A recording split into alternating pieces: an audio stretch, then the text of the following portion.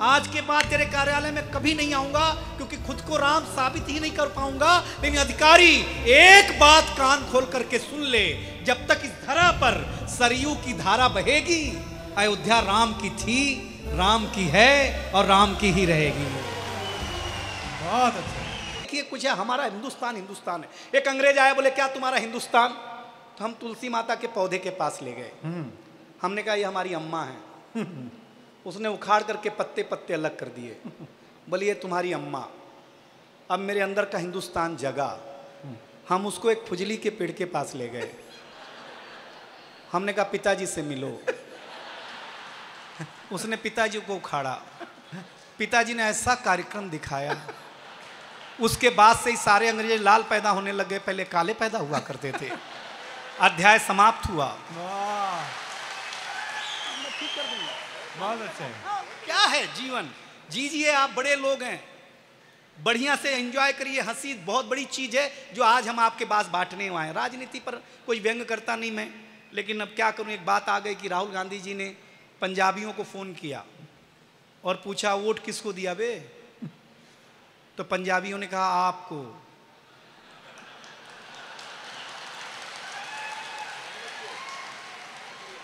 अब राहुल जी टेंशन में कि जो वोट हमको मिला तो हम हारे क्यों? बस इतनी सी बात है भाई साहब, बस इतना वाला आप समझ लेंगे तो आपको मजा। देखिए, यहाँ जो सामने बैठे हैं लोग, पीछे बैठे हैं, आप भी गांव जीते होंगे। हम 5 साल के थे तो हमारे पिताजी हमें स्कूल में जमा कराने लगे। हाँ, पहले जमा ही होते थे, अपने मन से कौन जाता था। अब तो कॉन्वेंट कल्चर है ना, एक फादर घर में, एक स्कूल में, 2 फादरों के बीच में ट्यूशन अलग से। फिर रिजल्ट के नाम पर कुछ भी नहीं। तो ऐसे मास्टर साहब बैठे हुए, ऐसे हम खड़े, ऐसे मेरे पिताजी खड़े। तो मास्टर साहब ने पिताजी से पूछा किसका लड़का है? तो मेरे पिताजी भावुक हो गए। उसने कहा मास्टर साहब आपका ही है। अब मैं टेंशन में कि जिसको मैं 5 साल से बाप समझ रहा हूं वो तो अपना है नहीं यार। तो मैंने अपने पिताजी से पूछा जब आप मेरे पिताजी नहीं है तो मेरे घर में क्या कर रहे हो? तो पिताजी ने कहा बेटा ये संस्कार बस कहना पड़ता है। हम संस्कार समझ गए, रजिस्टर में नाम लिखना शुरू किया। मास्टर ने मुझसे पूछा ये किसके पिताजी हैं? हमने कहा सर आपके ही हैं। जब हम आपके बेटा हो सकते तो ये भी तो आपके बाप हो ही सकते हैं, इसमें क्या अंतर है?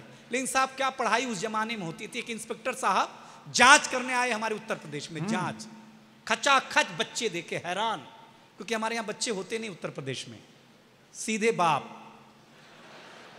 हाँ, एक बच्चे को खड़ा किया, बोले बताओ अब तुम्हारे प्रदेश का मुख्यमंत्री कौन? बच्चे ने कहा रामलाल यादव। इंस्पेक्टर ने बोला ये कौन है बे? बच्चे ने कहा मेरे पिताजी का नाम है, 5 साल से घर नहीं आए तो मुझे लगा यही होंगे। हाँ सही बता रहे हैं आपको।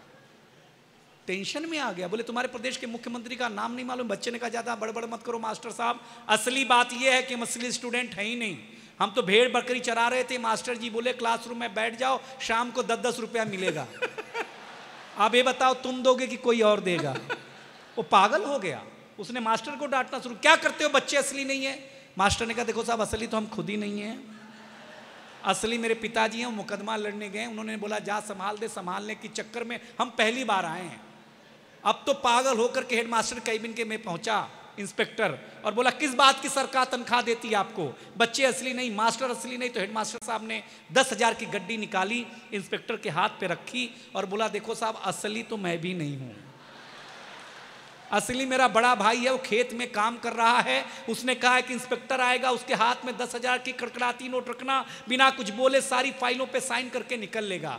साहब आनंद वालों, गुजरात वालों, अगर अगला व्यंग अच्छा लगे तो बताना। इंस्पेक्टर ने 10,000 रुपया लिया और बोला देखो ये तो मैं था कि जो 10,000 में मान गया, कहीं असली वाले साहब आते। जिस भी आदमी ने मुझे देख करके सीटी बजाई है कि तो उसको मूंछ नहीं दिखाई दे रही है। हाँ अच्छा लगता है कि आपको ऐसे आदमी को देख के बजाना सीटी। हाँ बुरी बात है, ऐसा मत किया करो। पहले दिन ही मास्टर ने ब्लैक बोर्ड पे लिखा हिंदी। हिंदी के बगल में एक बिंदी लगाई तो हमने पूछा ये बिंदी क्या है? मास्टर ने कहा अनुस्वार है। हमने कहा सर हमने रविवार सुना, सोमवार सुना, मंगलवार सुना, ये अनुस्वार क्या होता है? उन्होंने बोला ये हिंदी का श्रृंगार है।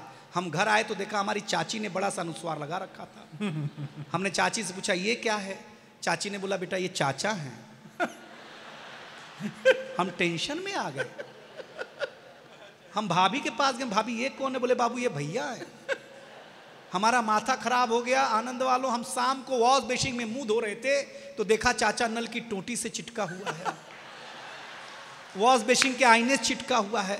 चाचा को जब हम कमोड पे चिटका हुआ पाए, भाई साहब, इतनी दुर्दशा चाचा की एक दिन में कभी नहीं देखी।